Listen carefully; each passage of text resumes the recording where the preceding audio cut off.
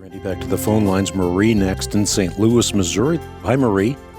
Hi. Thanks so much, Hank, for taking my call. Pleasure. My question is, just biblically speaking, how do you know when it's time to leave your church?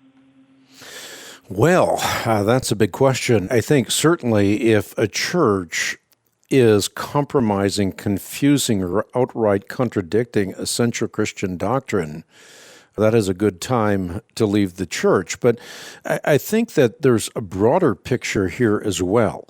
A healthy, well-balanced church is a church in which God is worshiped in spirit and in truth through prayer, praise, and the proclamation of the word.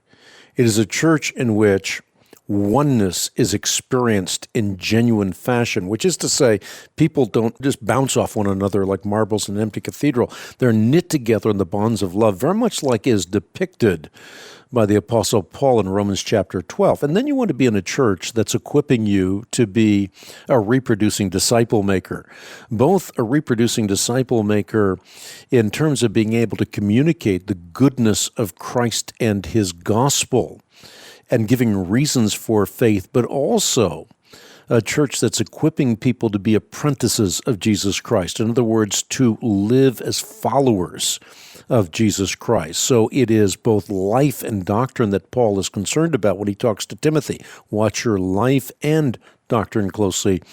Persevere in them, because if you do, you'll save both yourself and your hearers. So the capsule answer to that is you want a church that worships God in spirit and in truth, a church that is manifesting genuine oneness as depicted by Paul in Romans chapter 12, and then a church that is equipping its people to be reproducing disciple makers in life and doctrine.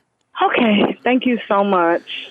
You're welcome, Marie. Just a question to you. What precipitates the question?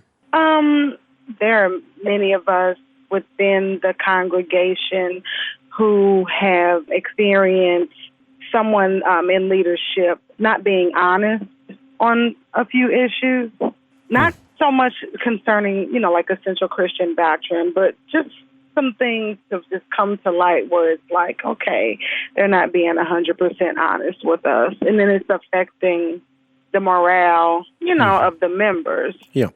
Well, integrity in faith and practice obviously is very important in terms of leadership in the church. But what I would say is make certain that you do what you do there with gentleness and with respect, meekness and humility, given the other person the benefit of the doubt. So, oftentimes, particularly in an age of the internet, lies travel halfway around the world before truth has had the chance to put its boots on. So Right. often there's another side of the story that we want to, in meekness and humility, listen to as well before we make a decision. So I think, again, you want to go to the leadership with gentleness and with respect. Thank you so much.